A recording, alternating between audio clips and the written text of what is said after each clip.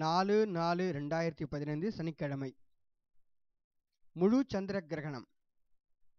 தாம்பரம் வானவியல் கழகம் சார்பாக முழு சந்திர கிரகணத்தை பொதுமக்கள் காணும் வகையில் ஏற்பாடு செய்யப்பட்டிருந்தது.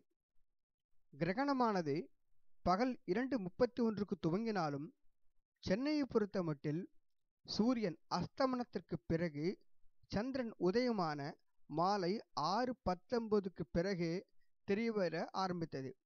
ஆயினும் வளிமண்டல ஈரப்பதன் மற்றும் காற்றின் காரணமாக இந்த கிரகணமானது சில நிமிடங்கள் வரை தெரியவில்லை. பின்னர் கிரகணமானது சிவப்பு நிறத்தில் சந்திரனோடு உதயமாகியது. கிரகணம் 7:15 வரை நீடித்தது. பின்னர் 8:30 மணி வரை மிகவும் மப்பான நிலையில் தோன்றியது.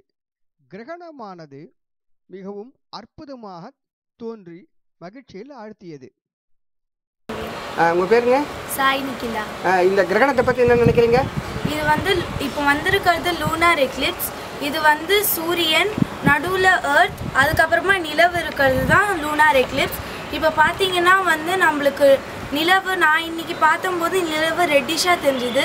இன்றைக்கி லூனார் எக்லிப்ஸ்ன்றது பௌர்ணமி அப்போ தான் வரும்.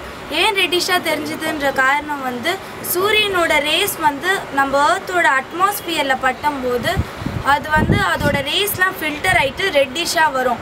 அதுதான் லூனார் எக்லிப்ஸ். அதனால தான் அந்த மூன் நம்மளுக்கு இன்றைக்கி ரெட் கலராக தெரிஞ்சிச்சு. சோலார் எக்லிப்ஸ்ன்றது பார்த்திங்கன்னா நம்மளுக்கு ஃபியூ மினிட்ஸில் தான் இருக்கும். ஆனால் இந்த லூனார் எக்லிப்ஸ் மட்டும் நம்மளுக்கு ஃபியூ ஹவர்ஸில். இப்போ சோலார் எக்லிப்ஸ் நம்மளுக்கு தனியாக ஆப்ஜெக்ட்ஸ் வேணும் அதை பார்க்குறதுக்கு. ஆனால் லூனார் எக்லிப்ஸ் மட்டும் நம்மளுக்கு ஒன்றும் ஆகாது, நம்ம டைரெக்டாகவே அதை பார்த்துக்கலாம்.